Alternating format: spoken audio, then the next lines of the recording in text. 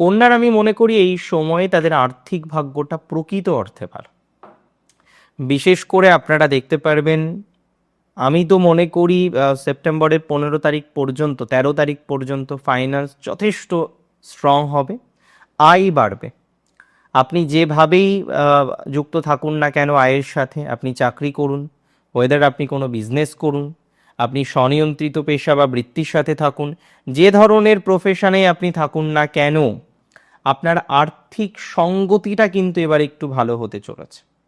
আর্থিক ক্ষেত্রের পজিটিভিটিটা কিন্তু এই সময় একটু বাড়বে। অন্তত পক্ষে কোনো না কোনোভাবে আমরা আর্থিক উপার্জন সেটা ডেভেলপ হতে দেখব।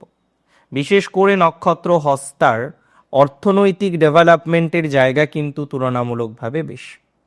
হস্তা নক্ষত্রে জাতক জাতিকাদের আমরা একটা প্রোগ্রেস দেখতে পারবো এবং অর্থনৈতিকভাবে স্বাবলম্বী হওয়ার দিকে যেন হস্তা অনেক এগিয়ে যাবে।